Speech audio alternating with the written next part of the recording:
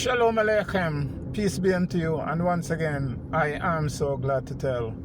Well, today we want to talk a little about immunity and absolute immunity. A lot of the Title 4D actors, okay, which are operating under contract, 45 CFR 302.34 contractors, they're claiming immunity when they're being sued. Now, I agree that, real Article 3 administrators who call themselves judges, they should have some type of immunity. And the reason being, if not, everybody will sue them for everything. And then they will be afraid to do their jobs, So they have to be some type of protection. I understand that. Once they're operating within the confines of the United States Republic Constitution, okay? Now, if they step outside of the Constitution, common sense and common law will tell us that there's no immunity if you violate somebody's rights, okay? There's no immunity. You cannot violate somebody's constitutional protected rights and then turn around and claim that you have immunity from from your actions. That doesn't make any sense. It's not right, it's not legit, and it's not even fair, okay? It's not lawful.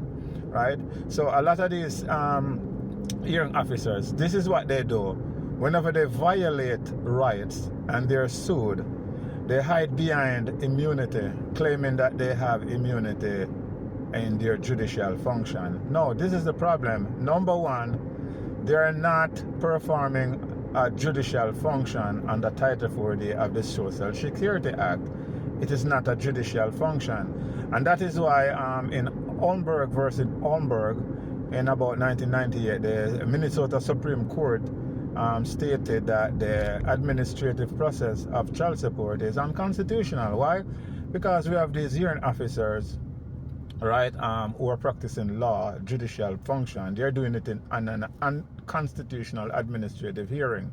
Okay, so they claim immunity. They are not operating in a judicial function. So therefore, they are not operating in a government capacity, but as a private contractor, okay? But they hide behind immunity. Now, like I said, immunity is supposed to be, a judge, a hearing officer, a sheriff, or a sheriff deputy, etc., government actors. If they are following the law within the Constitution, of course, they should have some type of protection. Once they step outside of the Constitution, they cease to represent the government, and their case ruling that states that, okay? Once you step outside of the Constitution, you do not represent the government anymore, and therefore you're liable for your actions, okay? So yes, a lot of these Title 4D, and even Title 4E, the DCF, children and family actors, they step outside of the law. They do not have any immunity, okay? That wasn't the purpose of immunity. The immunity was to protect an actor doing their job within the confines of the United States Republic Constitution. Now, so we have proven over and over that child support, the way it's been administered and been forced upon people without their consent, it is unconstitutional. So when people try to sue them for violating their rights, there can be no immunity, okay?